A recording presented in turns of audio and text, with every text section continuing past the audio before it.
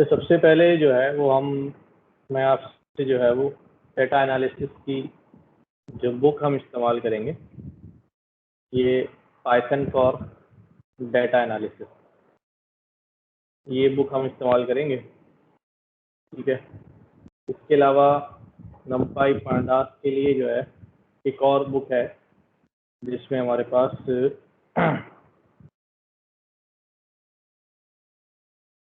Learning pandas, ये भी हमारे पास एक बुक है, ये भी मैं आपसे शेयर कराऊंगा। तो रेफरेंस के तौर पे हम इसमें से भी कुछ चीज़ें जो है वो देखते रहेंगे। इसके अलावा एक और बुक है डाटा साइंस फ्रॉम स्क्रैच, ये भी एक कंप्लीट बुक है डाटा साइंस के ऊपर। तो ये भी हम जो है वो time by time for any reference जो है वो हम पढ़ते रहेंगे। ठीक है, हमारी बेसिक जो है वो पाइथन फॉर डेटा ये टेक्स्ट बुक के तौर पे इस्तेमाल करेंगे। बाकी दोनों जो बुक्स हैं उनको हम एज अ रेफरेंस के तौर पे यूज़ करते रहेंगे। ठीक है, आपका फोकस होना चाहिए टॉपिक के ऊपर, ये टॉपिक क्या है और कैसे जो है उस पर काम करना। तो सबसे पहले जो है वो हम अगर बात करें नमपाई की, तो नमपाई बेसिकली क्या चीज़ है?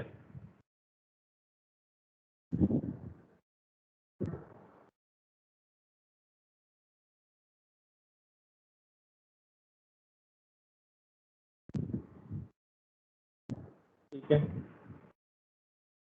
नमपाई जो है ये शॉर्ट फॉर्म है न्यूमेरिकल पाइथन।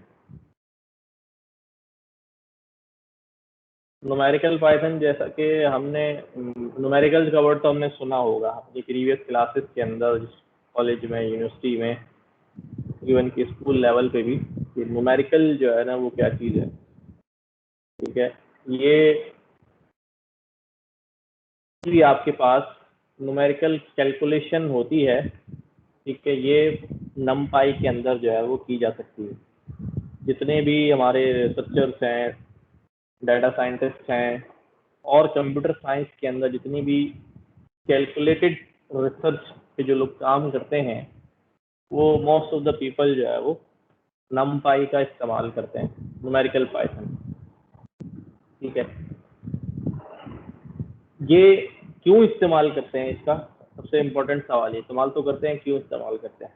इसके बहुत सारे जो हैं वो रीजंस में से एक रीज़न ये हो सकता है कि ये बहुत ज़्यादा फास्ट है। ठीक है, इन टर्म्स ऑफ कैलकुलेशन ये बहुत ज़्यादा जो है ना फास्ट वर्क करती है। उसकी भी फास्ट, अब सवाल ये है कि फास्ट कैसे है, क्यों है? वो उसका स्ट्रक्चर है जो उसको फास्ट बनाता है। उसकी बैकएंड प्रोग्रामिंग लैंग्वेज है जो फास्ट चलती है, सी और C++ वगैरह में। ये बहुत ज़्यादा फास्ट लैंग्वेजेस हैं, तो इनका जो बैकएंड है वो C++ में मौजूद है, इसलिए इनके अंदर जो कैलकुलेशन है वो नॉर्मल जो है वो पाइथन के मुकाबले में ज़्यादा फास्ट होती है। तो हम देखेंगे इसके अंदर, अगर मैं इस बुक्स को लेके चलूँ तो हमारे पास जो नमपाई का चैप्टर है, दैट इज ये चैप्टर नंबर 4 है, NumPy basic arrays and vectorised computation.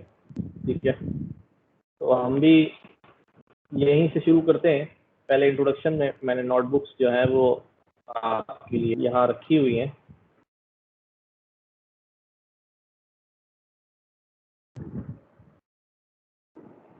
अच्छा है, आसान सा है। ठीक है, बहुत ज़्यादा मुश्किल नहीं है, क्योंकि ज़्यादातर जो है वो कैलकुलेशन बेस्ड है, लॉजिक्स नहीं होती। ठीक है, सिंपल वन स्टेप या वन लेवल के जो है ना वो फंक्शंस आप इस्तेमाल करते हैं, तो लॉजिकल जो है वो कोड कम से कम लिखा हुआ होता है, और ये हमें ये आसानियाँ भी इतनी प्रोवाइड करती है कि हम लॉजिकल कोड जो है ना वो ना लिखें, डायरेक्ट हमारा काम हो जाए। अभी देखते हैं। तो सबसे पहले नमपाई क्या, अभी short for numerical Python is one of the most important foundational packages for numerical computing in Python. ठीक है, most computational package provide scientific functionality use NumPy arrays. एक important बात ये कि NumPy हमें देती क्या है, NumPy हमें arrays जो है वो create करके देती है, array objects, ठीक है, as the lingua franca for data exchange. lingua franca क्या होता है कि हर जगह exchange के तौर पे इस्तेमाल हो जाता है, ठीक है. बेनिफिट्स क्या है NumPy के, सबसे जो फर्स्ट NumPy array है, several advantages over Python list. इसमें एरे क्रिएट होती है जिस तरह हमने पाइथन जो है वो लिस्ट क्रिएट की थी, इसमें जो है वो हम एरे क्रिएट करते हैं, ठीक है. एरे आपने मुख्तलिफ लैंग्वेजेस के अंदर जो है वो पढ़ी होंगी, हम NumPy के अंदर जो है वो एरेज जो है वो पढ़ेंगे, ठीक है. हाई परफॉर्मेंस मैनिपुलेशन और sequence of homogeneous data items. एक इम्पॉर्टेंट बात यहाँ भी नजर आ रही है, लिस्ट डाटा हमारे पास हेट्रोजीनियस होता था, डिफरेंट काइंड ऑफ डाटा जो है वो हम लिस्ट के अंदर रख लेते थे. NumPy deals only one kind of data, that is numeric. का नाम ही न्यूमेरिकल पाइथन है. स्ट्रिंग भी आप कहीं कहीं देखेंगे, बट वो data type basically directly string object नहीं होंगे. नजर आपको स्ट्रिंग आएगा NumPy की एरे में, लेकिन वो स्ट्रिंग के तौर पे नहीं होगा. अच्छा जी, ये हाई परफॉर्मेंस मैनिपुलेशन सीक्वेंस क्यों होती है? कंटीजियस एलोकेशन ऑफ मेमोरी होती है. कंटीजियस का कहते हैं कि हर वैल्यू जो अरे की है वो एक के बाद एक मेमोरी में असाइन होती है, मेमोरी के अंदर डिस्पर्स लोकेशन पे नहीं होती, ठीक है. रैंडम लोकेशन पे डाटा मेमोरी में सेव नहीं होता, बल्कि मेमोरी में यूं समझ लें कि ये बिल्कुल ही एक के बाद एक डाटा जो है वो सीक्वेंस में रखा होता है, जिसकी वजह से कि इसके ऊपर प्रोसेसिंग फास्ट होती है जब हम उसको एक्सेस करना चाहते हैं. यानी हम ऐसे लाइक अगर ये हमारी एक कंप्लीट मेमोरी है, तो NumPy एरे अगर हमने क्रिएट की, फॉर एग्जांपल डाटा क्रिएट कर लेता हूँ, ये हमारे पास एक डाटा हो गया, इसको मैंने इन फॉर्म ऑफ एरे जो है वो क्रिएट, ठीक है. अब ये अगर मेमोरी में जब ये डाटा जाएगा, ठीक है, तो ये मेमोरी के अंदर आमतौर पे क्या होता है कि मेमोरी में जहां रैंडमली जगह मिलती है, डाटा जो है वो उस जगह पे जाता है, इधर चला गया, इधर चला गया. अगर आपने थोड़ा बहुत डाटा स्ट्रक्चर पढ़ा हो यूनिवर्सिटी में, आई होप कि जरूर पढ़ा होगा, तो वहाँ पे आपने लिस्ट, लिंक लिस्ट, डबली, सिंगली, ये सारे पढ़े होंगे, ठीक है. तो इसके अंदर क्या होता है, अभी ये जो डाटा यहाँ पर जा रहा है ये कंटीजियस नहीं है, मेमोरी में जहां जहां स्पेस मिलता गया, इससे क्या हो गया, अभी ये चला गया. जब इसको एक्सेस करना शुरू करते हैं एरे को, एरे अपना फर्स्ट एलिमेंट एक्सेस करती है, फिर इसके पास जो है दूसरा एलिमेंट कहाँ है, उसका एड्रेस पहले वाले के पास होता है, यहाँ एड्रेस होता है, ये इसके पास चले जाता है, इसके पास अगले डाटा का एड्रेस होता है, ये अगले के पास चले जाता है. अच्छा, ये सारा खेल जो है वो नॉन कंटीजियस, ये इसको यहाँ भेजेगा. अच्छा, ये हमें वैसे तो महसूस नहीं होता, लेकिन कंप्यूटेशनल टाइम कॉम्प्लेक्सिटी जो है वो इस स्ट्रक्चर की वजह से थोड़ी सी बढ़ जाती है. अच्छा, इसके बरक्स अगर हमारे पास डाटा हो वो मेमोरी के अंदर बिल्कुल कंटीजियस फॉर्म में हो, जैसे यहाँ हमने एरे क्रिएट की है वैसे ही यहाँ पे रखा हो, ठीक है, ठीक है, इनके जो ऑफसेट हो वो बिल्कुल इक्वी डिस्टेंस हो, तो ये डाटा ढूंढने में और इनको एक्सेस करने में बड़ी आसानी है. वन गो में आपको जो है ना सारी वैल्यूज एक तरह मिल जाती है. तो ये हमारे पास, हम कहते हैं कि ये कंटीजियस फॉर्म है, मेमोरी के अंदर डाटा जो है वो एरे का ये कंटीजियस फॉर्म के अंदर जा रहा है. अब उससे फायदा ये होता है कि वेक्टराइज ऑपरेशन जो है वो आसान हो जाता है. अभी मैं वेक्टराइज की बात करता हूँ आपसे, पहले कंटीजियस वाली बात समझ में आ गई होगी कि डाटा सारा एक लाइन से मौजूद हो, एक के बाद एक मौजूद हो, उन डाटा में कोई गैप या रैंडम पोजीशन पे ना हो, ये एलोकेशन ऑफ मेमोरी जो है वो कंटीजियस होती है. और अगर दूर दूर है, रैंडम पोजीशंस पे हैं, तो वो हमारे पास जो है वो नॉन कंटीजियस एलोकेशन जो होती है। दूसरी चीज है वेक्टराइज ऑपरेशन। अच्छा, टर्म वेक्टर भी आपने जो है ना वो बहुत सारी जगहों पे जो है वो सुना होगा, ठीक है, वेक्टर का वर्ड।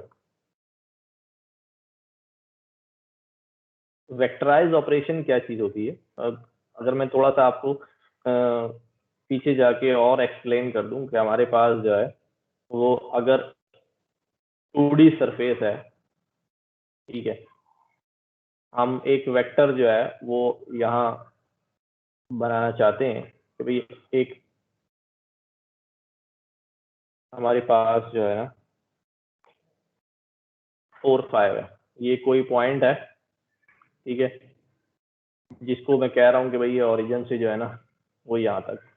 अगर मैं इसको इन टर्म्स ऑफ वेक्टर बात करूं तो ये इस वेक्टर का जो है ना हमारे पास ये एक्स कंपोनेंट और ये हमारे पास क्या है, वाई कंपोनेंट, ठीक है। अगर मैं इस वेक्टर को डिफाइन करता हूँ, फॉर एग्जाम्पल मैं कहता हूँ यार ये वेक्टर ए है, ठीक है, तो मैं इसको कैसे डिफाइन करूंगा? मैं इसको यूं डिफाइन करूंगा कि भाई ये 4x और ये 5y जो है ना ये इसका वेक्टर है। या अगर मैं इसको इसके यूनिट वेक्टर्स की टर्म में, डायरेक्शन की टर्म में बात करूं तो ये हमारे पास क्या बनता है, 4i और 5j। अगर ये 3D प्लेन पे होता तो आगे हमारे पास कोई ना कोई वैल्यू और इसकी के डायरेक्शन पे होती, ठीक है ना, ये आपने पढ़ा होगा, इसलिए मैं इसको इस तरफ ले गया हूँ। ये हमारे पास जो है ना ये। अच्छा, अब होता क्या है वेक्टराइज ऑपरेशन के अंदर, if this vector goes up, ये वेक्टर का साइज जो है वो बड़ा होता है, तो हम ये कहते, फॉर एग्जांपल मैं इस वेक्टर को जो है वो मल्टीप्लाई बाय 2 कर दूं, तो वेक्टर का साइज जो है वो हर डायमेंशन में क्या हो जाएगा, हर डायमेंशन में वेक्टर का साइज जो है वो इंक्रीज हो जाएगा।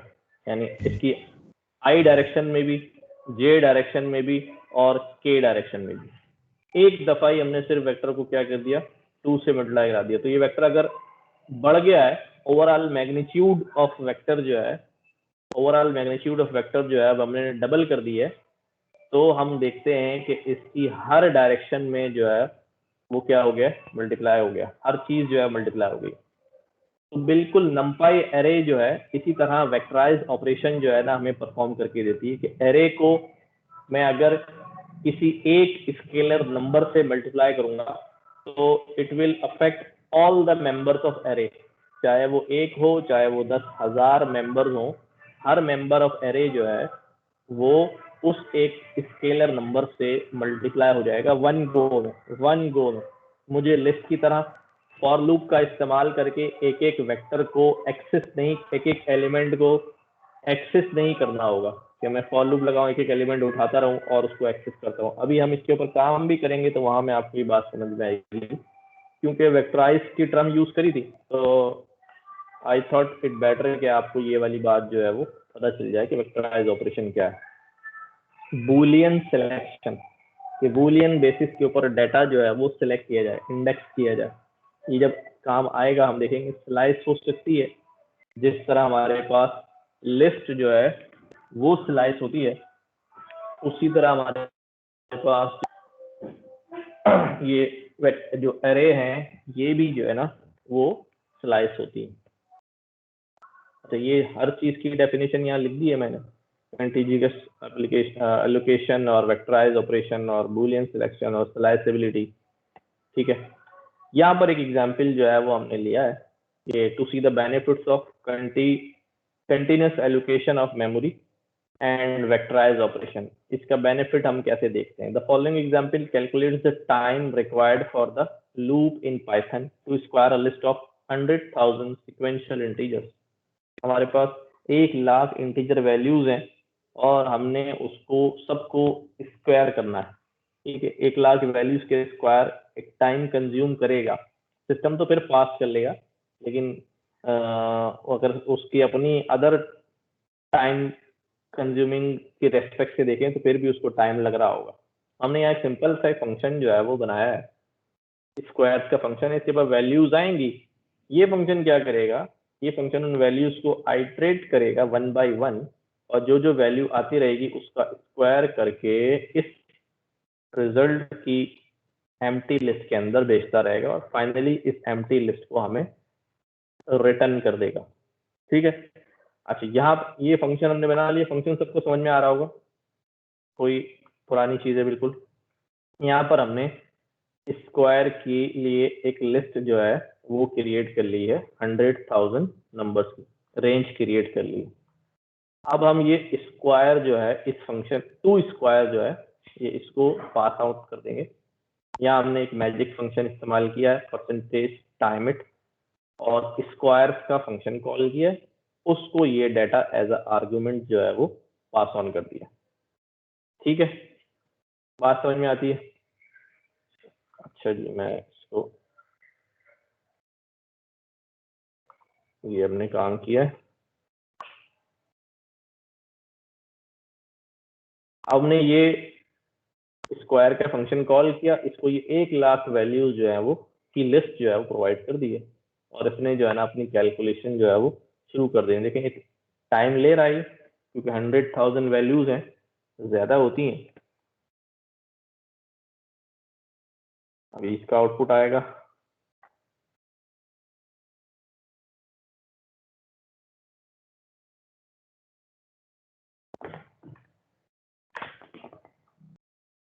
ठीक है, ये हमारे पास जो है उसका आउटपुट जो है वो आ गया है। ये क्या कह रहा है, 30.9 मिली सेकेंड प्लस माइनस 10 मिली सेकेंड पर लूप जो है वो आगे पीछे चल रहा है। यानी इन पे अगर स्टैंडर्ड डेविएशन निकाले उनके टाइम का तो 7 रन में और आपके पास 100 लूप्स ईच पे जो है ना ये कैलकुलेशन जो है वो उसने की है। अच्छा, इसमें आप ये समझ लें कि आपको यूं समझ लें 30.9 जो है वो मिली सेकेंड जो है वो 100 लूप्स पे जो है वो उसको लगे हैं। तो यही चीज अभी हमने ये कैसे काम किया है, अभी हमने इसको पाइथन की जो नेटिव लिस्ट है उसको इम्प्लीमेंट किया है।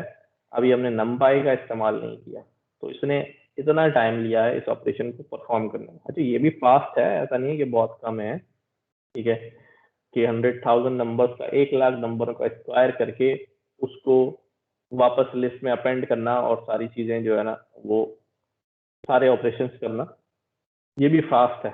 लेकिन यही काम अब numpy के थ्रू हम देखते हैं using numpy and vectorise arrays. ठीक है, क्या किया जी, हमने numpy इंपोर्ट किया और numpy की मदद से हमने ये 100,000 वैल्यूज जो है वो क्रिएट कर दी। यहाँ जो वैल्यूज क्रिएट की थी वो हमने रेंज की थी, रेंज पाइथन का फंक्शन होता है। इस रेंज से सिंपली नंबर्स क्रिएट होते हैं। ठीक है, और numpy की ए रेंज से ऑटोमेटिकली जो नंबर्स क्रिएट होते हैं वो numpy एरे में क्रिएट होते हैं।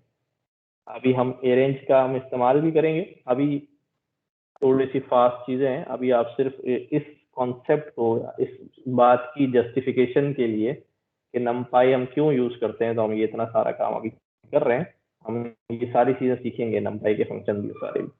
तो एरे टू स्क्वायर में जो है क्रिएट हो गया। अब हमने क्या किया, यहाँ मैंने कोई फंक्शन नहीं बनाया, किसी लूप को कॉल नहीं किया, कहीं लिस्ट में अपेंड नहीं किया, कुछ नहीं किया। सिंगल वन गो में हमने क्या बोला भाई, एरे टू स्क्वायर जो आपकी numpy एरे है उस एरे को स्क्वायर कर दो। उस एरे को क्या कर दें, स्क्वायर कर दें डायरेक्ट। अब उसके अंदर 1,00,000 नंबर हो, 10,00,000 नंबर हो या 100 नंबर हो, ये वन गो में सबको क्या करना शुरू कर देगा, स्क्वायर। देखो, मैंने कोई लूप के थ्रू हम एक एक वैल्यू एक्सेस नहीं कर रहे जैसा कि हमने यहाँ किया था, क्योंकि यहाँ पर अभी मैंने समझाया वेक्टराइज्ड ऑपरेशन है। वन गो में आपने बोला 2 से मल्टीप्लाई कर दो, सब के सब जो है वो 2 से मल्टीप्लाई हो गए। यहाँ हमने क्या बोला अभी कि पूरी एरे का स्क्वायर कर दो, हमने स्क्वायर कर दिया और जब हमने इसको अब एग्जीक्यूट किया है, टाइम तो कम लग ही रहा है, साथ साथ आप यह देखेंगे कोड आपका कितना रिड्यूस हो गया। जो 7-8 लाइनों वाली बात थी वो कितनी सिंप्लिसिटी के साथ और 1 लाइन के अंदर जो है ना वो काम हो गया। तो 1 लाइन के अंदर कोड रिड्यूस भी हो गया। और कोड आमतौर पे क्या होता है, जब आपकी जो कोड की कॉम्प्लेक्सिटी जो है ना, कोड की नंबर ऑफ लाइंस कम होती है तो कॉम्प्लेक्सिटी ऑफ कोड जो है ना वो बढ़ना शुरू होती है। लेकिन यहाँ पर आप देख रहे हैं कि नंबर ऑफ लाइंस भी कम हुई है और कॉम्प्लेक्सिटी भी हमें इतनी ज्यादा नजर नहीं आ रही, क्योंकि सारा ऑपरेशन तो उसके बैकएंड पे चला गया। अच्छा, इंपॉर्टेंटली ये इसने 30.9 मिली सेकेंड लिए थे और ये आपको ले गया है माइक्रो सेकेंड के अंदर। आप देख लेंगे 1000 टाइम्स का जो है ना, टाइम्स में अगर देखूं कहते हैं गुना में, इतने गुना कम हो गया है, तो ये तकरीबन 1000 गुना फास्ट हो गई है मेरा ख्याल है। ठीक है, ये कम हो गई, इतनी रेंज में तो आ रही है, कितनी फास्ट जो है वो काम हो गया। टाइम कॉम्प्लेक्सिटी भी रिड्यूस हो गई, टाइम भी कम हो गया, कॉम्प्लेक्सिटी भी रिड्यूस हो गई, number of lines of code भी जो है ना वो बहुत ज्यादा जो है वो शॉर्ट हो गया वेक्टराइज ऑपरेशन की वजह से। ठीक है, इसमें कोई सवाल अगर किसी का है पूछे ना, फिर हम बाकायदा तौर पे जो है वो नमपाई जो है वो पढ़ना शुरू करते हैं। जी क्लास।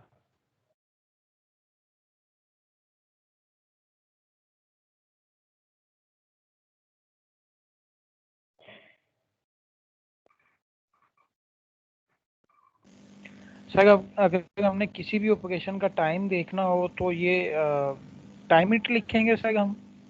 जी हाँ, जी हाँ, जी हाँ। ये बहुत सारे मैजिक फंक्शन होते हैं, मुख्तलिफ चीज़ों के लिए इस्तेमाल होते हैं। आप गूगल पे करेंगे ना कि जुपिटर नोटबुक के, जुपिटर के मैजिक फंक्शन, तो बहुत सारी चीज़ों के लिए मैजिक फंक्शन इस्तेमाल होते हैं, तो वहाँ आपको ये और भी मिल जाएंगे। ठीक है, फिर आगे चलते हैं। अब स्टार्ट करते हैं नमपाई का हम। सबसे पहले कि हम नमपाई अरे जो है वो क्रिएट कैसे होती है, creating नमपाई arrays and performing basic अरे ऑपरेशंस। हम नमपाई की अरे क्रिएट करने जा रहे हैं। मुख्तलिफ तरीकों से नमपाई अरे जो है वो क्रिएट होती है।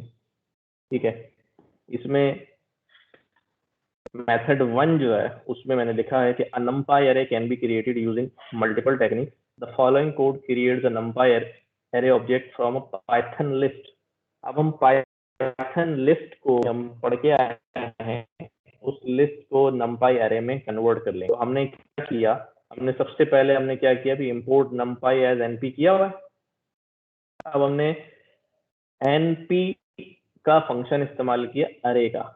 यूं समझ लें कि आप लिस्ट को पास कर रहे हैं अरे के फंक्शन में, जिस तरह हम कभी टाइप कास्ट करते रहे इंटीजर को फ्लोट में, स्ट्रिंग को इंटीजर में, या इंटीजर को स्ट्रिंग में। यूं समझ लें कि ये जो लिस्ट है, लिस्ट का ऑब्जेक्ट है, ये लिस्ट का ऑब्जेक्ट है, लिस्ट है, ये कन्वर्ट हो रही है एरे के अंदर। तो पहले ये लिस्ट रही, अब ये जो है वो एरे की फॉर्म में आपके पास सामने आ गई एरे।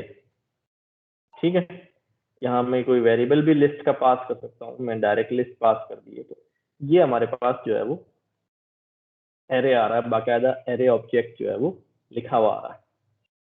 अब ये एरे जो है वो हम इसकी कुछ बेसिक प्रॉपर्टीज को देख लेते हैं कि ये एरे की बेसिक प्रॉपर्टीज क्या हैं।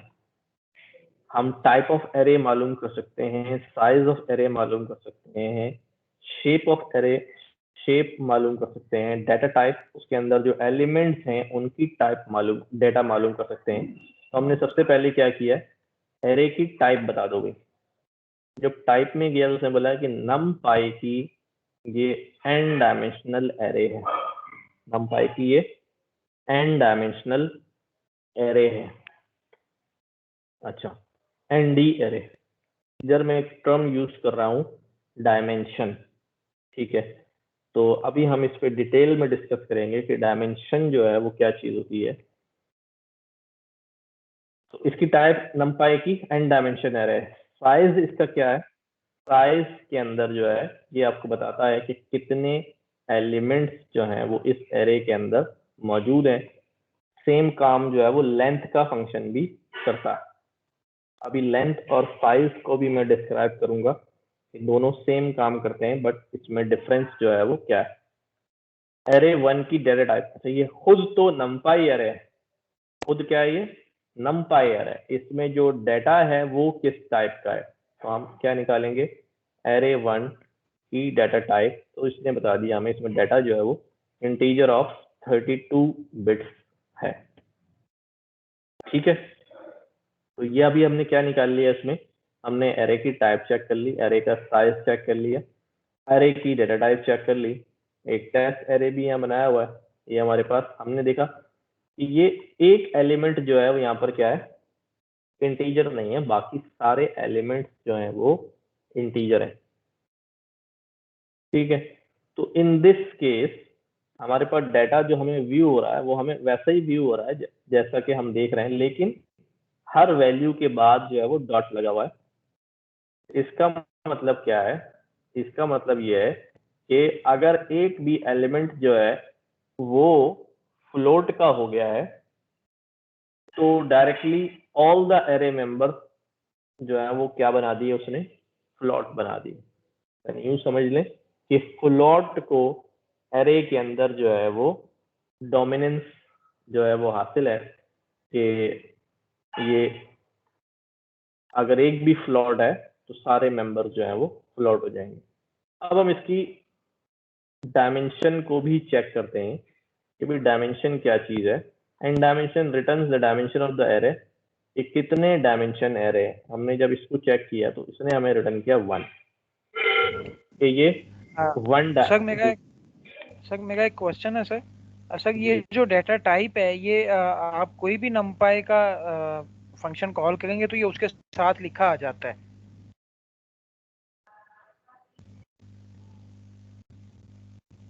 कोई भी numpy का फंक्शन कॉल करेंगे डाटा टाइप लिखी हुई आ जाती है। फिर जी इसमें सर। सवाल क्या है आपका? सर ये जो इंटीजर 32 लिखा है हुआ सर, ये डी टाइप जो है ये मैं जो भी जब भी ये करता हूँ, मैंने सर ये पहले भी नंपाई के करने की कोशिश की थी, तो मैं उनको जब कॉल करता हूँ फंक्शन को तो उसके साथ नीचे लिखा आ जाता है सर मेरे पास नंपाई के। नहीं, मैं ये आपसे पूछ रहा हूँ कि इस बात में आपका सवाल क्या है, पूछना क्या चाह रहे हैं? सर सर मेरा सवाल बता यही है रहे कि हैं ये या पूछ रहे हैं? सर मैं पूछ रहा हूँ कि सर वो क्यों लिखा आता है मेरे साथ ये डाटा टाइप जो जब मैं उसको नहीं, ये कॉल करता हूँ? तो वो तो उन्होंने फंक्शनैलिटी में डिफाइन किया हुआ होगा, उसमें हम क्या कर सकते हैं, क्यों लिखा हुआ आ जाता है।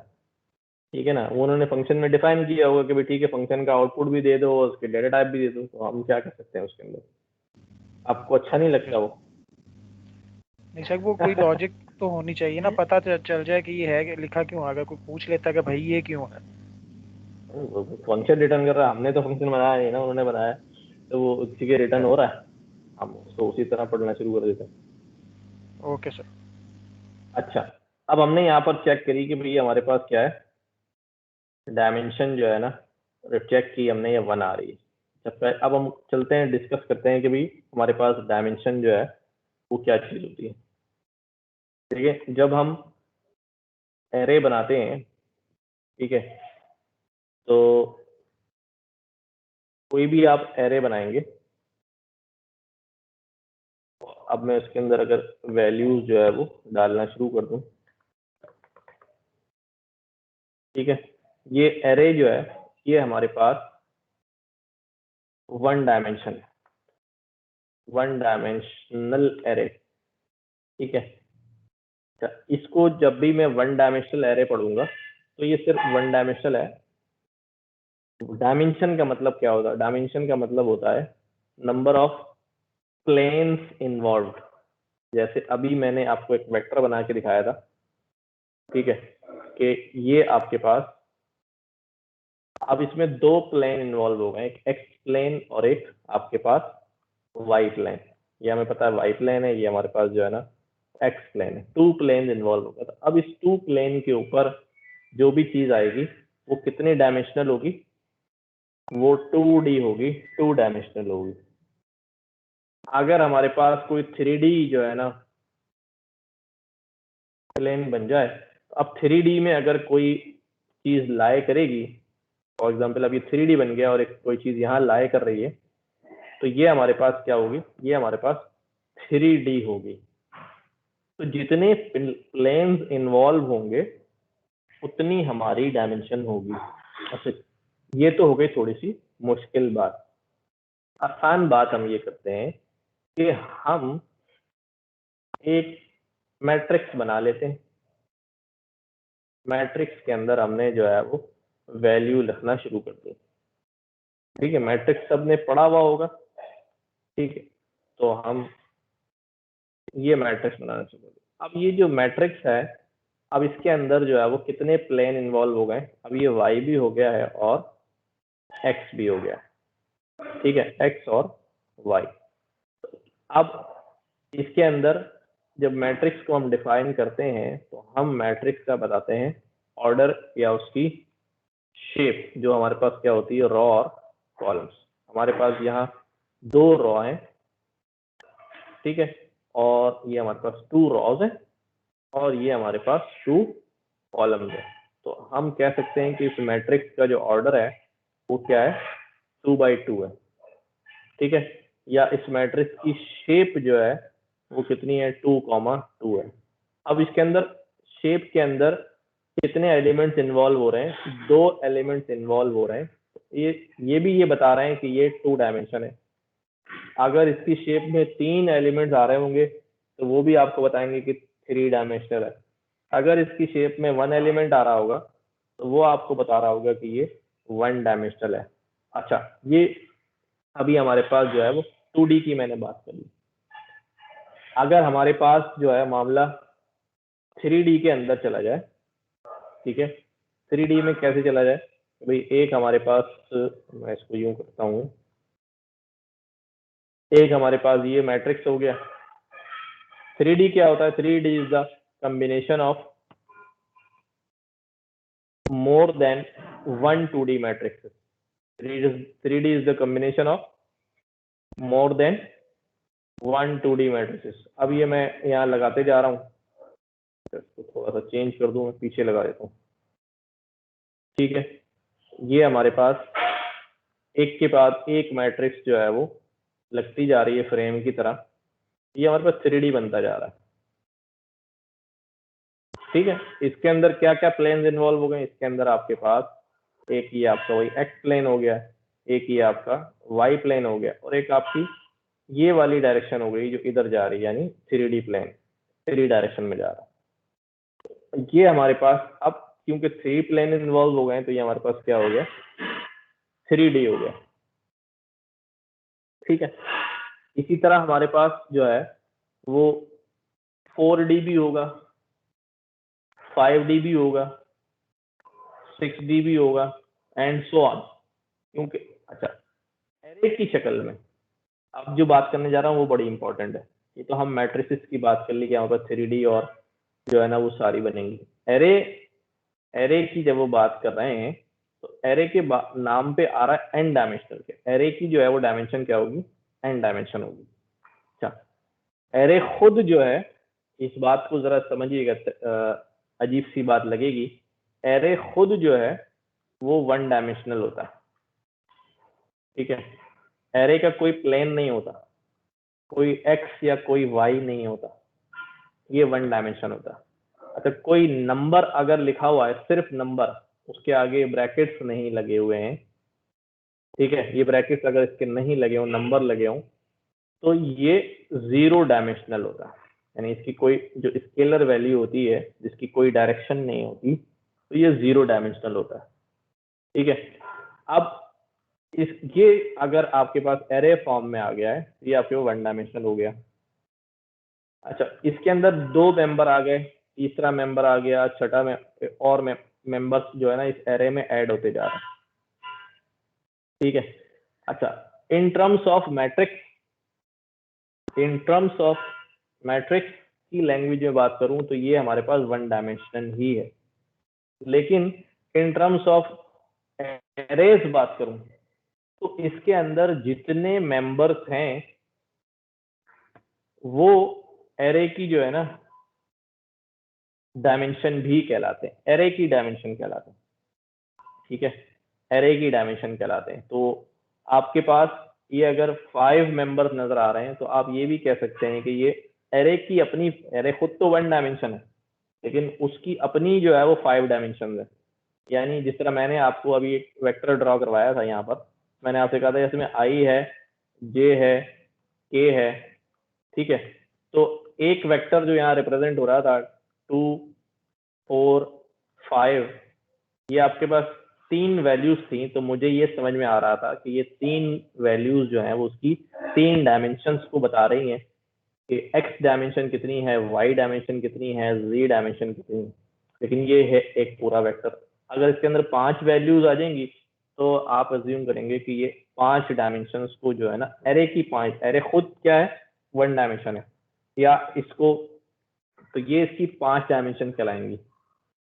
अच्छा, अभी सिर्फ याद रखेंगे, अभी हम इस पे और जो है ना डिस्कशन में आएंगे। अभी सिर्फ डायमेंशन को समझाने की कोशिश कर रहा हूँ कि हमारे पास एरे जो है वो 1 डायमेंशन होगी। यहाँ मैंने लिखा हुआ है कि भाई 1D एरे है, वेक्टर डायमेंशन जो है वो 1 है। अगर 2D एरे बनाऊंगा तो वो मैट्रिक्स या टेंसर कहलाएगी, उसकी डायमेंशन जो है वो 2 डायमेंशन आएगी। अच्छा, ये हमने अभी नंपाई एरे क्रिएट किया है पाइथन की लिस्ट से। हमने उसकी साइज देखा, लेंथ देखी, डायमेंशन देखी, टाइप देखी, डाटा टाइप देखी। मेथड 2 मैंने यहाँ लिखा है कि we can create Python range into नंपाई।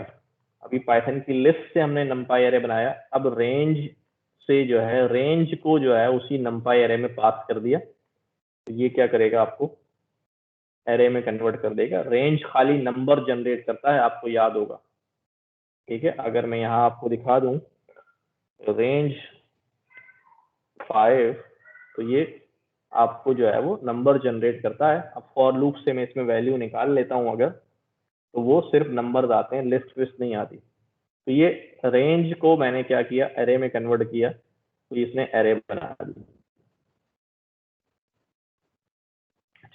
अब इसकी शेप मालूम की मैंने, तो देखें इसकी शेप क्या आ रही है, 5 कॉमा, ठीक है।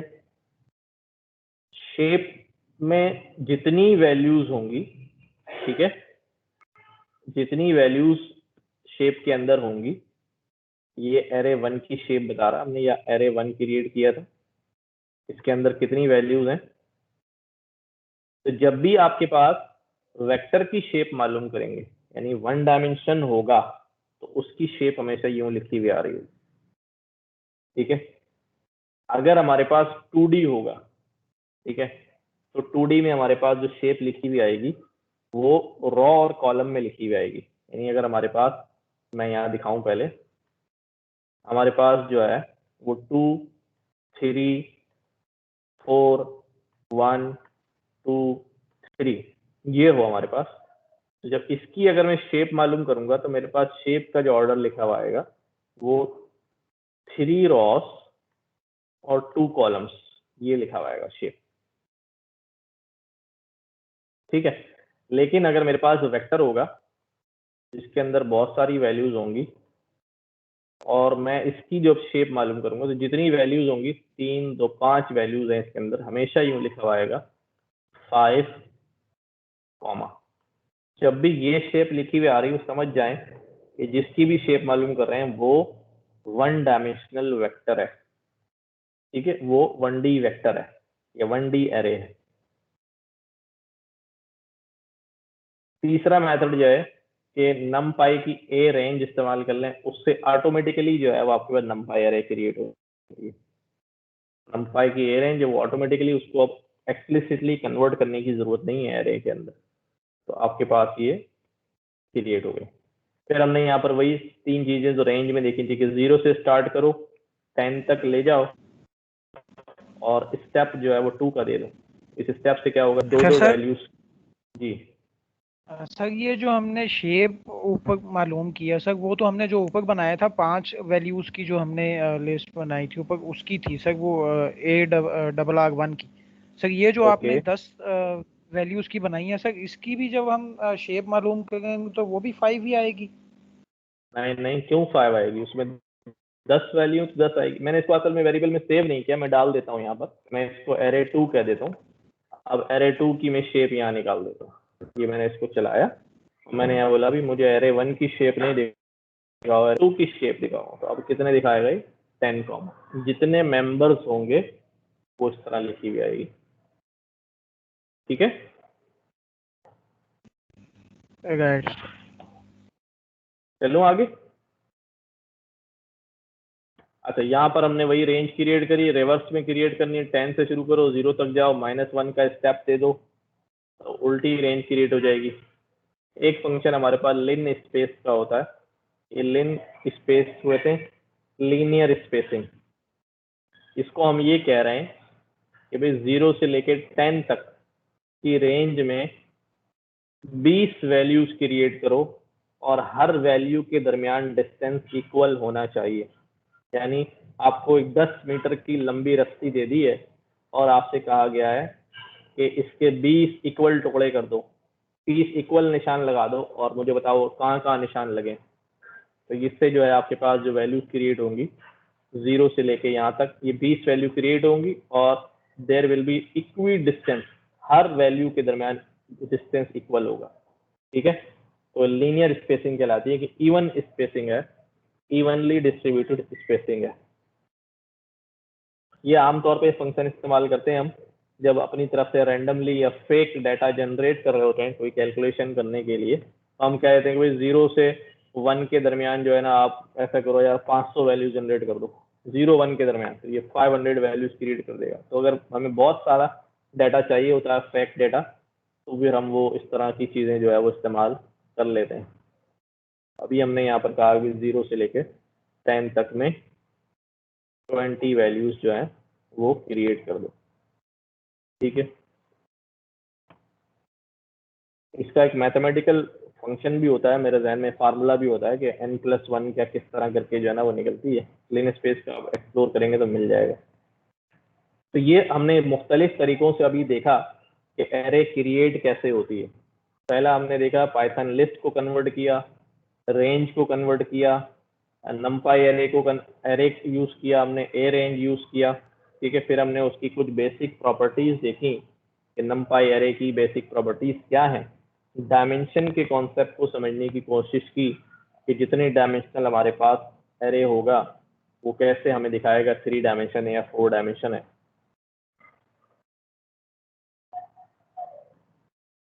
ठीक है, तो ये चीज यहाँ पर भी बता रहे हैं एरे क्रिएशन। डायमेंशंस के बारे में क्वेश्चन था, वो अभी पूछ लूं या बाद में हम कवर करेंगे? नहीं पूछ लें। 1D 2D 3D तक तो समझ आ गया है, लेकिन आगे जो आपने 5 6 7 और n तक जो चले गए हैं उधर कंफ्यूजन है कि ठीक है, मतलब 1D 2D 3D को हम x y और z से ग्राफ पे रिप्रेजेंट कर सकते हैं, ये 4 5 6 का क्या काम है? 4 5 6 कैसे होगा? देखें, एक तो मैंने आपको यहाँ पर इसीलिए हल्का सा अभी हिंट दिया था कि जो वेक्टर होता है उसके अंदर जितने एलिमेंट्स होते हैं, ठीक है, जितने भी वेक्टर के अंदर जो है ना वो एलिमेंट्स होंगे, वो सारे एलिमेंट्स जो हैं वो ये भी कहलाते हैं कि वेक्टर जो है वो उतने डायमेंशनल है। अच्छा चलें, वेक्टर की बात तो मैंने कहा आपने अभी इसको हजम कर लेनी। आपको अजीब सी लगेगी कि अगर 10 एलिमेंट हैं वेक्टर के अंदर तो वो वेक्टर की डायमेंशन भी कहलाएंगे, उस 1D वेक्टर की अपनी डायमेंशन कहलाएंगे। ठीक है, 100 एलिमेंट्स हैं तो मैं कहूंगा कि ये वेक्टर जो है वो 100 डायमेंशनल वेक्टर है, 1000 डायमेंशनल वेक्टर है। ये वेक्टर की सूरत में जब डायमेंशन की बात कर रहा हूं तो दैट एक्चुअली वो नंबर ऑफ एलिमेंट्स हैं उस वेक्टर के अंदर। एक तो बात ये हो गई। दूसरी बात ये है कि अब हम ये कह रहे हैं कि भाई हमने ये 2D और 3D तक का गेम तो पढ़ा है,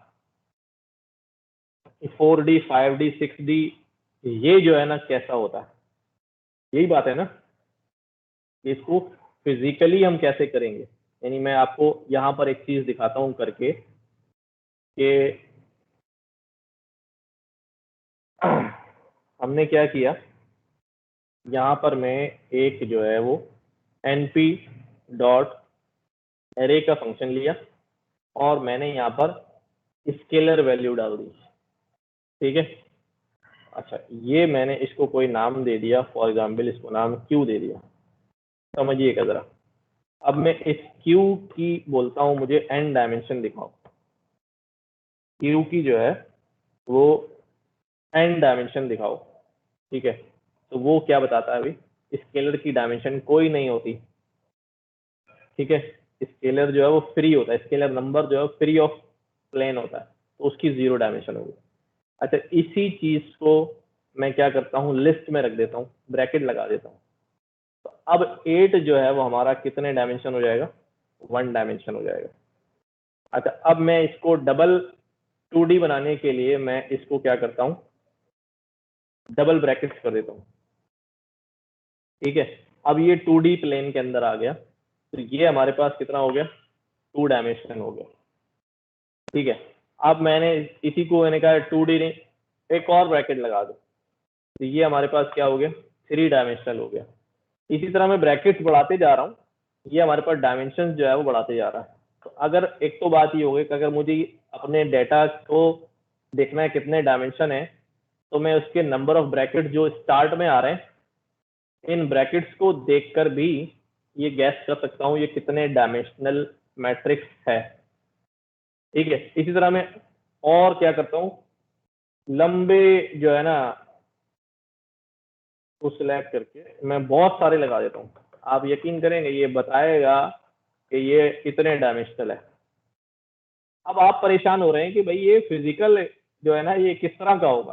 ठीक है ना, 2D तक 3D तक तो समझ में आ जाता है, चलो बहुत खींचा, ठीक है, थोड़ा जोर लगाया, 4D 5D समझ, इतनी डायमेंशन में ये रिप्रेजेंटेशन कैसी होगी।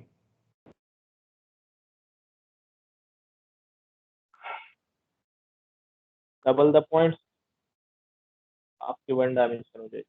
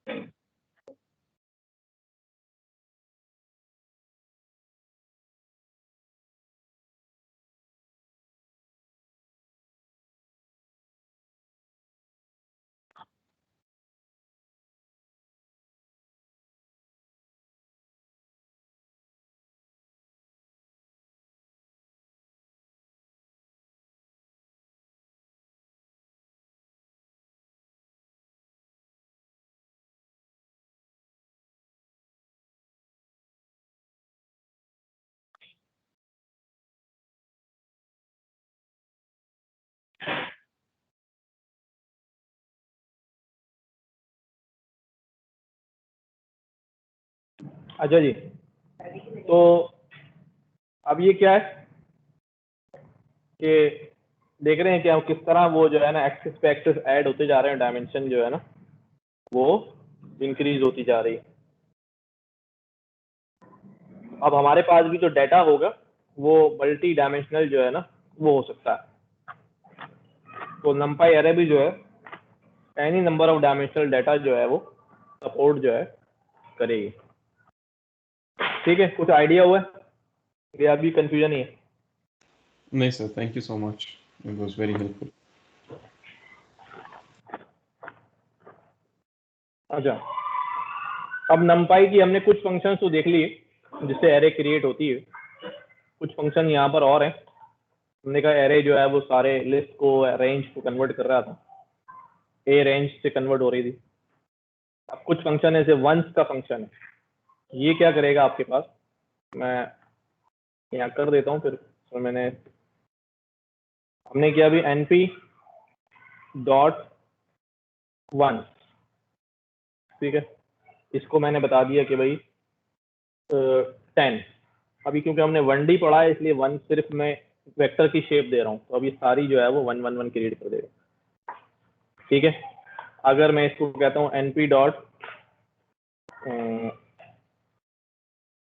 np डॉट जीरोस, और मैं इसको कहता हूँ भाई 0 की क्रिएट कर दो, तो सारे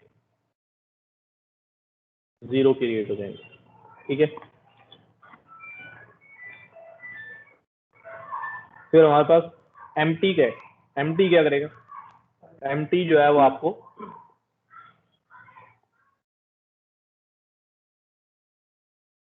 क्रिएट करके देगा। मैंने कहा 4 वैल्यूज दे दें। empty में empty नहीं आ रही इस पे जी। सर ये हम कोई भी नंबर ले सकते हैं, जैसे आपने वंस लिया, जीरोस लिया, टूज भी ले सकते हैं, थ्रीज भी, या नहीं सिर्फ वन नहीं और नहीं, जीरो ही ले सकते हैं? जो अवेलेबल है वो ले सकते हैं, अभी बता रहा हूँ इस बारे में। empty में आपको बजाय 0 के कुछ वैल्यूज नजर आ रही हैं, जो ये सिस्टम की गार्बेज वैल्यूज होती हैं उनको शो करा देता है। हर दफा ये अलग वैल्यूज आएंगी और कभी हो सकता है नहीं भी आए, ठीक है। कभी हो सकता है नहीं भी आए, तो empty के साथ ये मसला है। empty not will not always show 0 values या empty मैट्रिक्स। empty है, फुल है। अब ये जो बात आप कर रहे थे ना अभी कि भाई हम कोई सी भी ले सकते हैं, तो हमने कहा भाई np डॉट फुल, फुल में हम उसे क्या क्या चीजें बताएंगे। फुल में वो कह रहा है अभी शेप बताओ और किससे फुल करना है, शेप बताओ। मैंने कहा अभी शेप ये है कि आप 6 का एक एरे बना दें और उसको फुल कर दें 100 से। अब आपके पास क्या हो गया, 6 होंगे और सारे के सारे जो है 100 होंगे। अच्छा, अभी हमने ये सारे 1D में इसलिए बनाए हैं क्योंकि अभी हमने पढ़ा 1D एरे है ना, वरना मैं यहाँ पर ये लिख सकता हूँ कि वंस बनाओ 5 रॉस और 10 कॉलम का। अब हमारे पास जो आंसर आएगा वो इसे टपल बना के देना पड़ेगा, ये बनेगा। जीरोस बनाओ 5 रॉस 5 कॉलम्स का, तो मेरे पास ये 2 डायमेंशनल मैट्रिक्स जो है वो बना के देगा। इस तरह empty में मैंने बोल दिया अभी 2,2 का empty बना दो।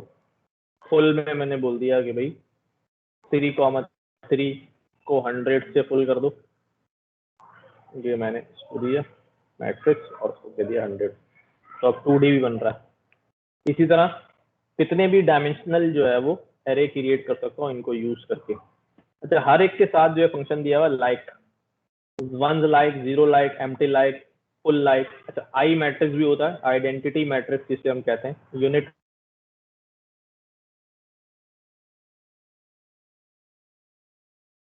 np डॉट आई, इनका भी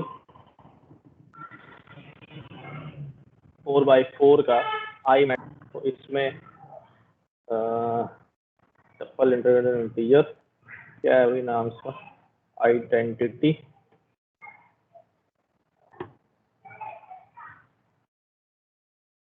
और दे दूं, ठीक है। ये ऑटोमेटिकली ये, अच्छा आइडेंटिटी होता ही स्क्वायर मैट्रिक्स है। आइडेंटिटी मैट्रिक्स जो है बाय डिफॉल्ट स्क्वायर होता है। स्क्वायर का मतलब ये है कि अगर 5 रो हैं तो 5 कॉलम होंगे, 6 रो हैं तो 6 कॉलम होंगे। इसलिए मैंने यहाँ सिर्फ 4 बोला उसको, तो ऑटोमेटिकली उसने 4x4 बना दिया। अगर मैं यहाँ 6 बोलूँ, 8 बोलूंगा तो ऑटोमेटिकली ये 8x8 बनाएगा, ठीक है। क्योंकि आई मैट्रिक्स या आइडेंटिटी मैट्रिक्स जो है वो होती ही स्क्वायर शेप में, रो और कॉलम बराबर होते हैं। अच्छा, मैं बात कर रहा था लाइक की। लाइक क्या करता है कि किसी मैट्रिक्स को लेता है मैंने बोला एक मैट्रिक्स बनाओ इसके जैसा, तो उसके जैसा में जब वो जाएगा तो वहां से दो चीजें कॉपी करके लाएगा, एक उसकी शेप और एक उसकी डेटा टाइप। ठीक है, एक उसकी शेप लाएगा और एक उसकी डेटा टाइप लाएगा। जैसे मैं एक काम करता हूँ, अभी ये काम ने किया नहीं, एडिशनल यहाँ डाल रहा हूँ, हम पढ़ेंगे, परेशान नहीं होइएगा ये मैंने क्या कर दिया।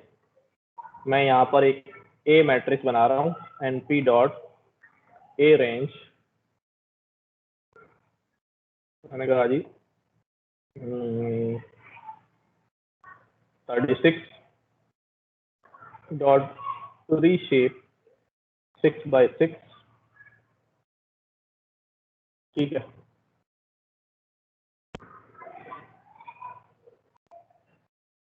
ये मैंने एक मैट्रिक्स बनाया। अब मैं क्या कर रहा हूँ, मैं कह रहा हूँ कि भाई np डॉट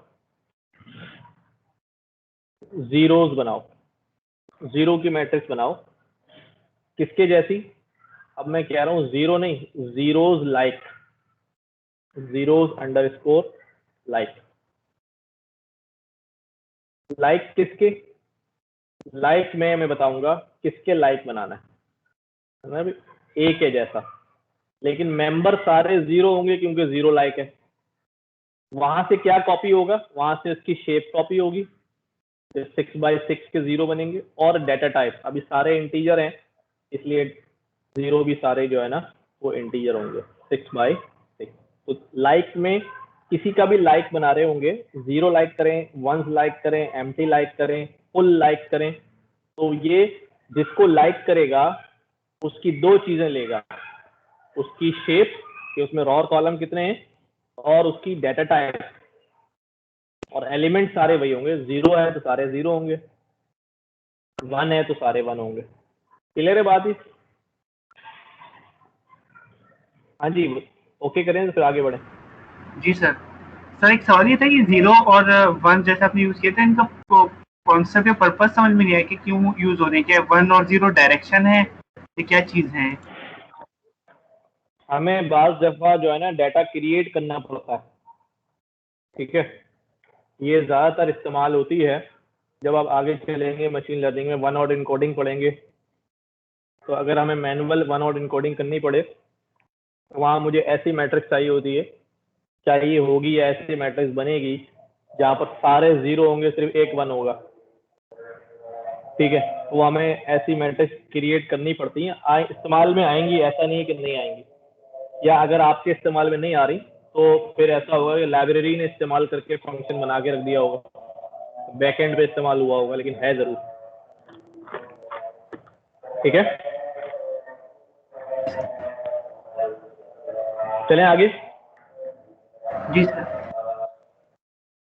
तो अब यहाँ तक हमें एरे क्रिएट करना आ गई हर तरह से, बिल्ट इन फंक्शन से भी आ गई, मैनुअल भी क्रिएट कर ली, बेसिक हमें नंपाई का आइडिया भी हो गया, डायमेंशन का कॉन्सेप्ट भी अल्हम्दुलिल्लाह क्लियर हो गया। अब explicitly convert cast data type into ND array, कि नंपाई एरे की जो है ना डेटा टाइप चेंज करनी है। यहाँ हमने एक इंटीजर एरे बनाया, चेंज करने के लिए एक फंक्शन है एस टाइप। ठीक है, इंटीजर एरे को हमने बोला उसकी एस टाइप कर दो और उसको कन्वर्ट कर दो np डॉट फ्लोट।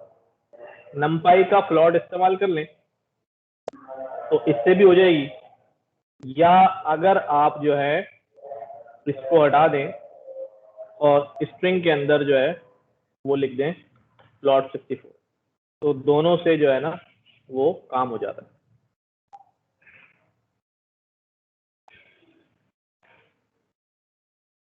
ठीक है, दोनों से सेम काम होगा, प्लॉट स्ट्रिंग बना के लिख दें या नमपाई का जो है प्रॉपर्टी इस्तेमाल कर लें प्लॉट 64 की, दोनों से जो है वो उसी डेटा टाइप की जो डेटा है वो टाइप जो है वो चेंज होगी।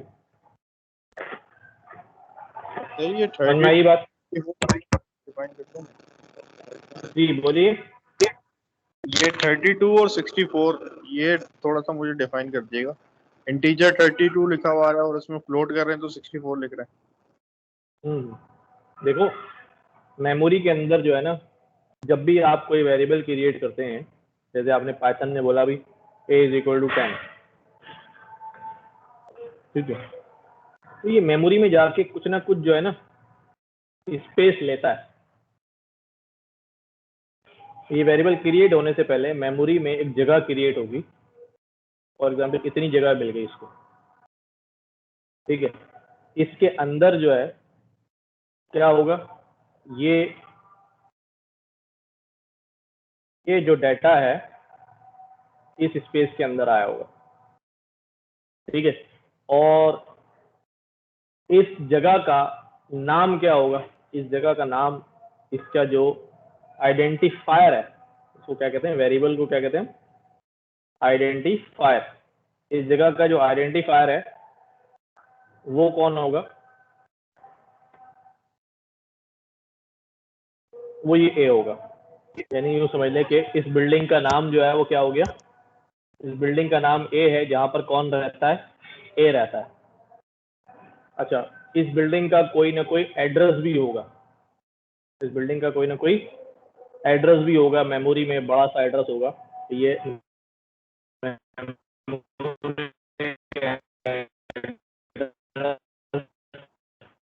है क्या 1 2 3 और जब पीपल क्रिएट करते हैं, ये मेमोरी में चला गया, मेमोरी में इसको जगह मिल गई और इसको आइडेंटिफाई किससे किया जा रहा है, आइडेंटिफायर इसका ए है।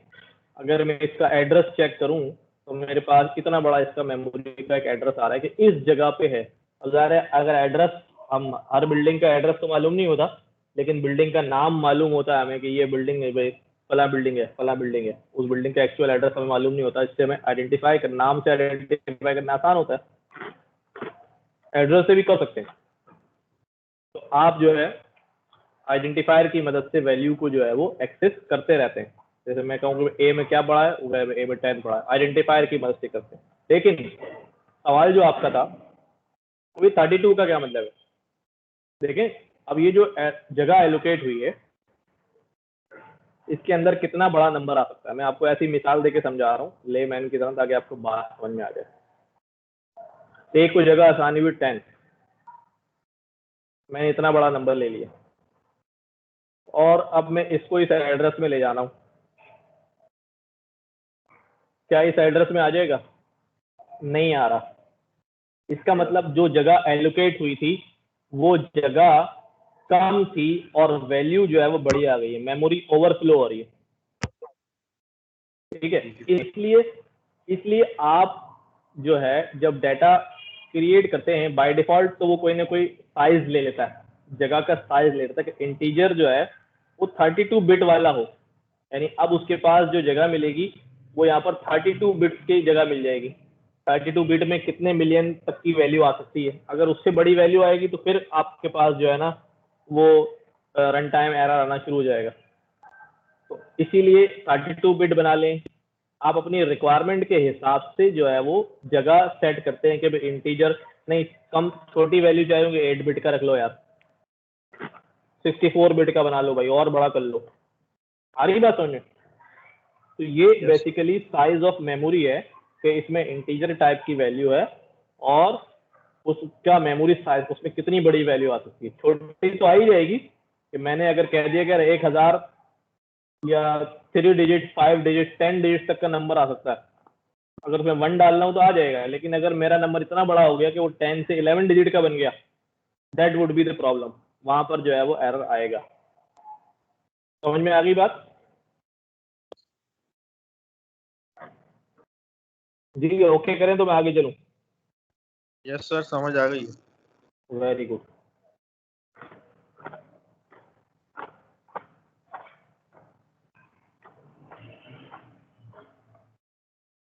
अब हमारे पास ये सारी वैल्यू फ्लोट में है, इसको मैं इंटीजर में कास्ट करूंगा तो सारे डेसिमल पार्ट जो है वो डिस्कार्ड हो जाएगा। इसका 0.7 0.2 0.6 ये सारी चली गई क्योंकि हमने इंटीजर में इसकी डेटा टाइप कन्वर्ट कर दिया। सॉरी सर, ये काइंडली ये कन्वर्ट करने वाला जगह दोबारा से बता दीजिएगा, इंटीजर को फ्लोट में कन्वर्ट करने का, फ्लोट को इंटीजर में।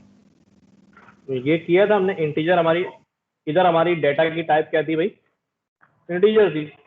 हमने ये फंक्शन इस्तेमाल किया है as type,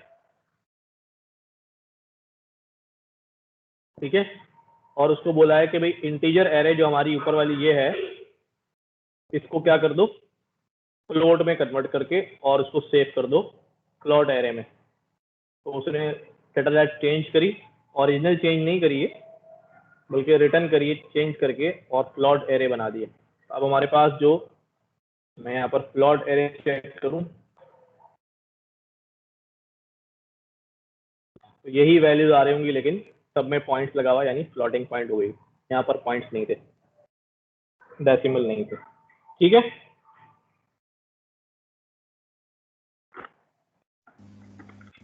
okay sir. Sir इसी तरह से हम फ्लोट को जो है वो इंटीजर में भी कन्वर्ट कर सकते हैं। ये किया हमने, यही किया है यहाँ पे, ये फ्लोट से फ्लोट है ये एरे टू को हमने क्या बोला, इंटीजर में कन्वर्ट करो। कर तो दिया उसने, लेकिन सारे डेसिमल पार्ट क्या हो गया, खत्म हो गया। खत्म हो गया सर। ठीक हो गई। Okay sir, thank you sir. You welcome. अच्छा जी, अब हम छोटी छोटी जो है ना अर्थमेटिक कर लेते हैं नंपाई एरे पे, वेक्टराइज ऑपरेशन। हमने एक एरे बनाया A1 और हमने A1 को बोला डायरेक्ट 2 से मल्टीप्लाई कर दो, ठीक है। तो हमारी ये 0 से 10 बनी होगी और अभी 2 से मल्टीप्लाई होगी। तो हम वही बात है जो मैंने शुरू में कही थी कि we don't need any kind of loop now, हमें लूप लगाने की जरूरत नहीं है, ठीक है, डायरेक्ट हमारा काम हो जाएगा। हमने यहाँ पर एक A2 बनाई और हमने कहा A1 और A2 जो हमने ऊपर A1 बनाई थी 0 to 10 और हमने एक A2 बनाई है 10 से 19 तक, इन दोनों को जमा कर दिया कर देगा। साइज बराबर होना चाहिए, यानी शेप जो है वो सेम होनी चाहिए ऐड करने के लिए। ये जो एडिशन हो रही होती है ये मिरर हो रही होती है। मिरर का मतलब ये होता है एलिमेंट वाइज होता है, हर मेंबर अपने सामने वाले पोजीशन के मेंबर से ऐड हो जाएगा। तो अगर एक भी साइज कम ज्यादा है तो किसी एक को अपना मेंबर जो है वो, या एक से ज्यादा को अपना मेंबर नहीं मिलेगा तो एरर आएगा। जैसे मैं यहाँ पे कह देता हूँ कि 10 के बजाय 11 क्रिएट करो, अब ये कर दी इसने 11 में A1 की शेप चेक करूं तो मेरे पास 11 कॉमा आएगा, A1 है 11 कॉमा वेक्टर है ना, 1 डायमेंशन है। और यहाँ मैं A2 की शेप चेक करूं तो मेरे पास A2 डॉट शेप जब चेक करूं तो यहाँ तो ये देखो इसकी शेप क्या कह रहा है 10 कॉमा है, इसकी ऊपर वाले की 11 कॉमा है, इसलिए ये ऐड नहीं हो पा रहा है। आपकी आवाज ये पहले 10 आ कॉमा रही ये है और 11 कॉमा काम जो है वो लेट होता है सर। मैं कहता हूँ भाई A1 प्लस A2 करो तो वो आपको एरर देगा कि भाई ये नहीं हो सकता, शेप जो है वो डिफरेंट है। तो शेप का सेम होना जो है वो लाजमी। एरे में से मेंबर्स को एक्सेस कैसे किया जाएगा, मल्टीप्लाई डिवाइड तो आप कर लेंगे आराम से, कोई मसला नहीं है। बिल्कुल जैसे लिस्ट के अंदर इंडेक्स के थ्रू करते थे, A2 का मैंने बोला भी 0 वैल्यू ले आओ तो 0 पे 10 है, आखिरी वैल्यू ले आओ -1 इंडेक्स दिया, ये दो वैल्यूज ले आओ 0 इंडेक्स वाली ये वाली, टपल बना के ले आएगा, दो एक साथ मांग रहा हूँ, ठीक है। ये तो पुराने काम है ना, लिस्ट में भी आपने किया हुआ। ओके, इंडेक्सिंग समझ में आती है? Yes sir. ये हम एरे 2 है और ये उसमें से 0 डालिए हमने, ठीक है। स्लाइस भी कर सकते हैं, अभी स्लाइस आगे आएगा।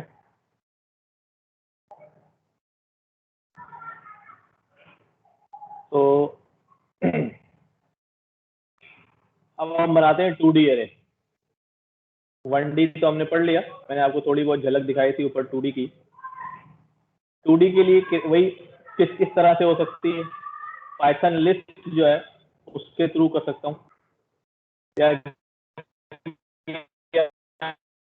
हमने भी 6 मेंबर्स की दूसरी रॉ दे दी 6 मेंबर्स की और 2D बना के, ठीक है, 2D में जो है रख दिए और उसको हमने कहा NP एरे में कन्वर्ट कर दो, तो आपके पास ये 2D बन गई।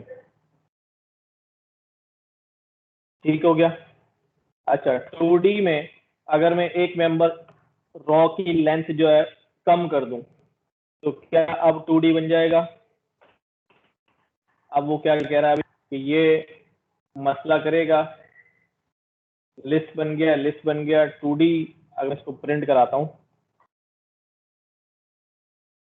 तो वैसे उसकी वैल्यू दिखा रहा है, ठीक है, ये आपको इस तरह रिटर्न कर रहा है, 2D की शेप में रिटर्न नहीं कर रहा, ठीक है, यानी कुछ गड़बड़ आ रही है।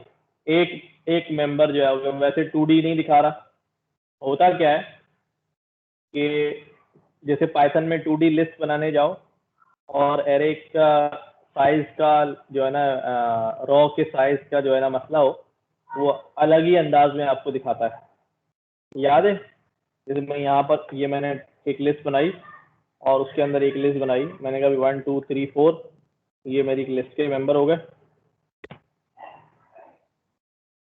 ठीक है, और मैंने इसके अंदर जो है एक और लिस्ट पास की, इसको बोला जी 1 2 3 4 5, इससे 5 मेंबर हो गए।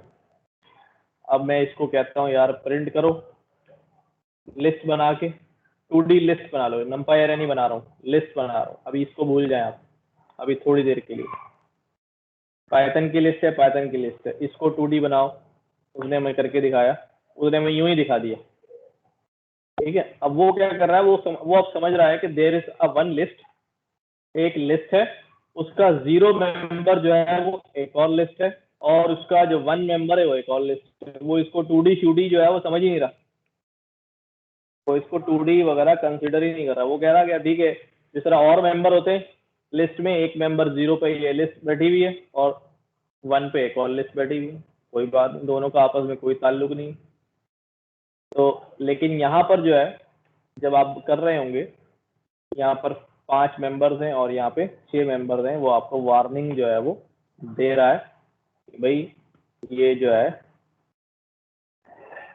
गड़बड़ है। यहाँ पर शेप्स की जो है डी एरे डिफरेंट लेंथ और शेप्स इज डेप्रिकेटेड, तो वो डेप्रिकेट हो जाएगा। ये अपडेट करते आ जाता है, तो हमें यहाँ ठीक है। हमने अभी 2D जो है वो इस तरह क्रिएट किया है, हम 2D जो है और भी तरह से क्रिएट कर सकते हैं। जिस तरह मैंने रीशेप किया था, नीचे हमने यहाँ रीशेप का इस्तेमाल किया हुआ है। मुख्तलिफ तरीकों से हम 2D एरे क्रिएट कर सकते हैं।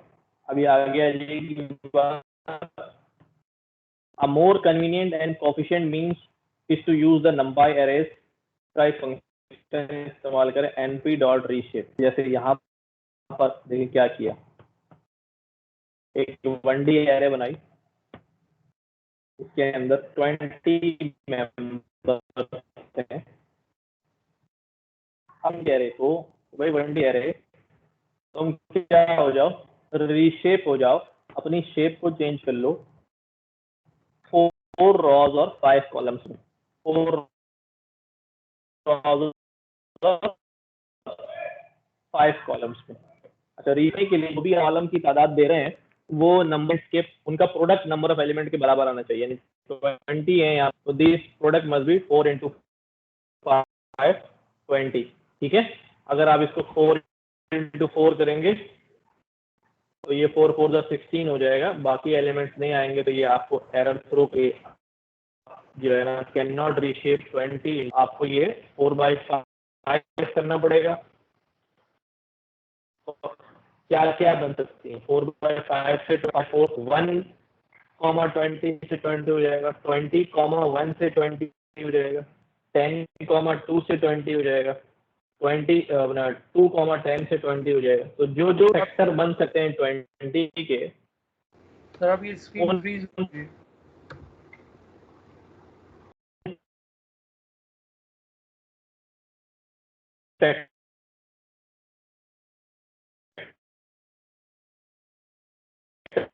आपकी आवाज भी ब्रेक हो गई होगा, आपकी क्या कह रहे हैं? आपकी आवाज भी ब्रेक हो 5 गई मैंने होगा, बोला आपकी तो ये screen सारे भी एलिमेंट्स stuck जो है वो ओके ठीक है। मैं दोबारा शेयर करा लेता हूँ। सबके पास ऐसा हो रहा है क्या?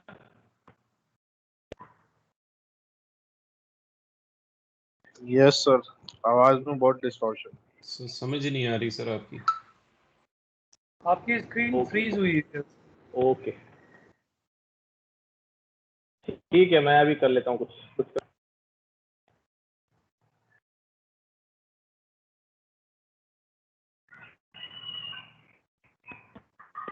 अभी मैंने स्क्रीन अब मेरी शेयर नहीं हुई होगी, अब मैं दोबारा शेयर करा। अब स्क्रीन आ रही है? नो सर, ब्लैक है। नो सर, स्क्रीन नहीं आ रही? आ गई है सर। आ गई? जी सर, अब आ गई। चलो अभी आवाज भी क्लियर है। अच्छा, तो रीशेप के बारे में बता रहा था कि मैंने यहाँ पर 1D एरे बनाया जिसमें 20 मेंबर्स हैं और उस 1D को बोला कि रीशेप हो जाओ 2D में, तो ये नई एरे रिटर्न कर देगा जिसको मैंने 2D में शेप कर लिया। रीशेप के लिए ज़रूरी है कि जो भी मैं शेप दे रहा हूँ उन शेप में जितने मेंबर्स हैं सबको मल्टीप्लाई करके 20 ही आना चाहिए, 20 ही आना चाहिए, कम ज़्यादा नहीं होना चाहिए। ये काम जो मैंने 2 सेल्स में किया है, इन दोनों को मिला के एक ही जगह कर सकता हूँ कि एक ही जगह पे क्रिएट भी करूँ और रीशेप भी हाथ के हाथ कर दूँ, तो दोनों जो है वो एक ही काम करेंगे। यहाँ पर हमने अलग क्रिएट किया था, फिर उसको आगे रीशेप किया था, तो यहाँ पर हमने क्या किया, क्रिएट प्लस रीशेप एक साथ कर दिया। तो रीशेप की मदद से भी आप जो है वो मल्टी डायमेंशनल नंपाई अरेज जो है वो बना सकते हैं। अब यहाँ पर हम चेक करते हैं साइज। मैंने आपसे शुरू में कहा था कि साइज और लेंथ जो है वो एक जैसा आपको काम दिखा रहे होते हैं। जैसे ये वाली है, अगर मैं इसकी लेंथ मालूम करूँ 1D की, तो ये आपको बताएगा कि 20 लेंथ आ रही। तो लेंथ जो है वो पाइथन का फंक्शन है, नमपाई का नहीं है, क्योंकि नमपाई पाइथन में है तो ये लेंथ इस पे काम कर रहा है, लेकिन काम जो है वो दोनों सेम कर रहे हैं। ठीक है, यहाँ पर हमने साइज इस्तेमाल किया नमपाई का। जी, 1D जो सर हमने एरे क्रिएट की थी उसको 2D में कर दिया, उसको 3D में कैसे कर करेंगे? दिया, 3D में भी कर लेंगे। ये ले, अब 20 के आपको ऐसे फैक्टर सोचने हैं कि जिसमें 20 पूरे हो जाए और 3 डायमेंशन आ जाए। तो मैं ये कर सकता हूँ क्या, मैं इसको बोलूँ भाई एक जो है वो 2,2,5 हो गए 20। अब इसकी जो शेप आएगी वो कैसी आएगी देखिएगा, इसमें आएंगी आपके पास 2,5 की 2 मैट्रिक्स, 2,5 की 2 मैट्रिक्स बन जाएंगी। अभी मैं आगे इसको करवाना था आपको 3D, आपने सवाल पूछ लिया तो बता देता हूँ कि हमारे पास क्या हो जाएगा। ये एक मैट्रिक्स आ गई फॉर एग्जांपल, जिसका शेप जो है वो, यानी अगर मैं क्रिएट कर रहा हूँ, मैंने अभी यहाँ लिखा है 2,2,5, यही 3D में शेप लिखी है। तो इसका मतलब क्या क्या है, इसका मतलब ये है कि जो पहला एलिमेंट है ये बता रहा है हाउ मैनी, कितने। ठीक है, ये पहला एलिमेंट बता रहा है कि भाई हाउ मैनी, हाउ मैनी। और दूसरा बता रहा है ये वाले, ये दो जो बता रहे हैं आपको, ये आपको उन हाउ मैनी की शेप बता रहे हैं। यानी ये आपके पास 2/5 है और कितनी 2/5 होंगी, 2 2/5 होंगी। ठीक है, यानी इसके पास एक और होगी 2/5। तो ये आपके पास 3D बन गया। यानी ये जो पहला मेंबर है इसको मैं टेक्निकली कहता हूँ डेप्थ, क्या कहते हैं, डेप्थ, और जो बाकी दो हैं उसको हम कहते हैं रॉ और कॉलम। ठीक है, अब हमारे पास क्या हो जाएंगे कि 2 रॉज और 5 कॉलम की 2 मैट्रिक्स बना दो, बना देगा।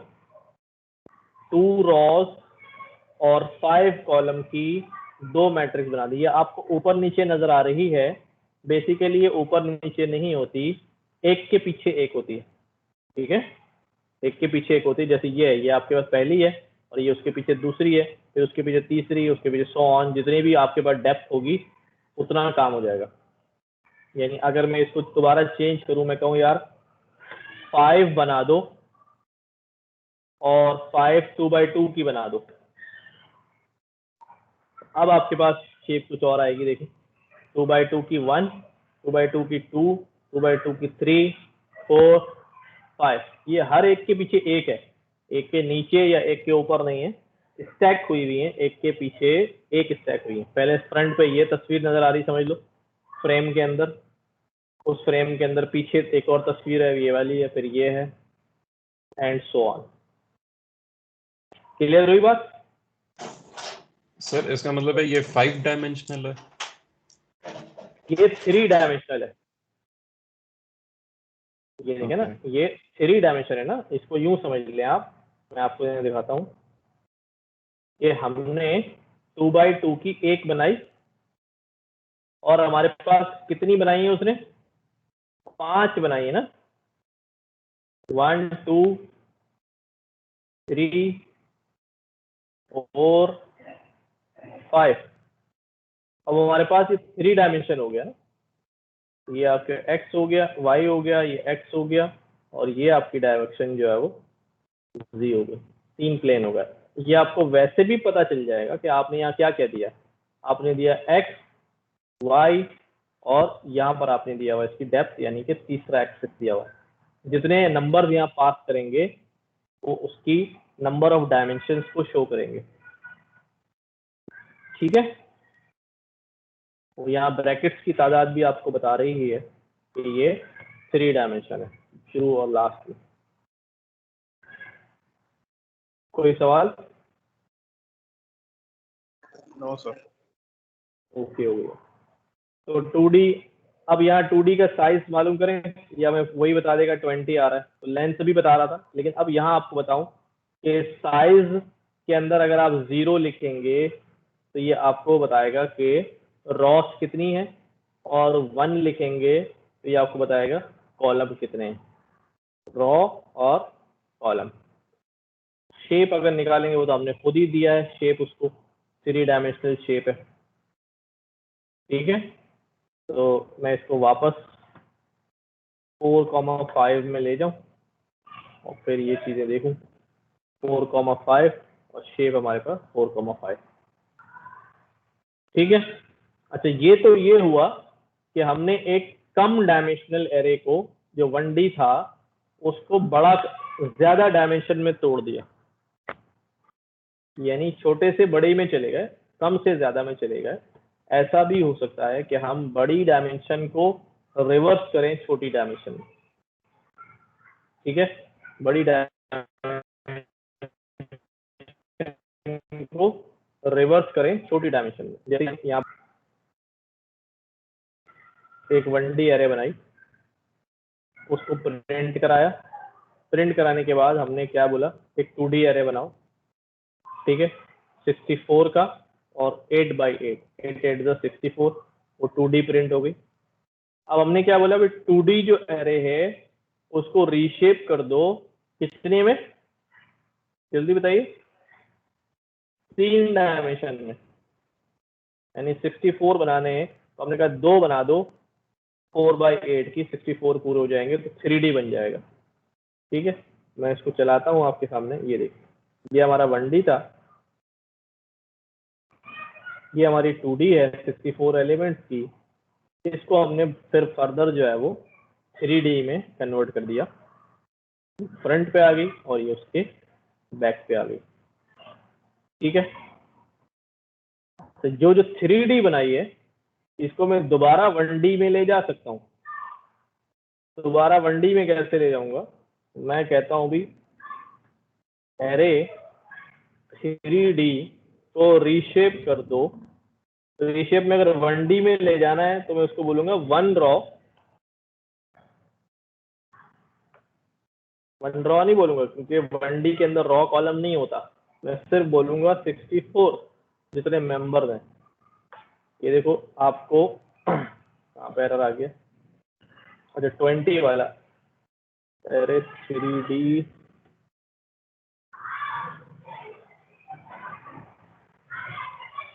ये 20 वाला क्यों उठा रहा है? 1D 2D। अच्छा 2D को रीशेप किया था 1D में, रिवर्स ले गए थे और हमने एक 2D बनाई यहाँ पे और 2D को रीशेप किया। अच्छा यहाँ पर 2D ले लो। चलो 2D हमने कितनी शेप की बनाई है? 64 की। Cannot reshape. अच्छा यहाँ 2D cannot reshape array of size 64 into 20 comma 20 comma में रीशेप नहीं हो सकता। ये एरर दे कहाँ मेरा? प्रिंट 1D में यहाँ दे रहा। मैं इसको कर देता हूँ 1। अब ये 2D बन गई। ये आ गई। हमने क्या किया? जो 2D थी उसको हमने रीशेप किया। अभी ये 6 में नहीं होगा, 2D में यहाँ 64 देना पड़ेगा। रिवर्ट बैक हो गई आपके पास 1D में। यानी बड़े से वापस आप कहाँ आ गए? छोटे की तरफ आ गए। ये काम ऊपर भी यहाँ किया था, उस पर और नहीं किया था। 2D जो ऊपर बनाई थी उसको दोबारा रीशेप किया 1D के अंदर।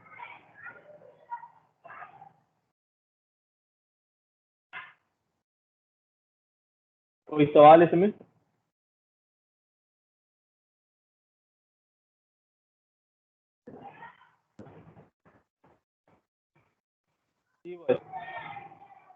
कोई क्वेश्चन है तो पूछिए।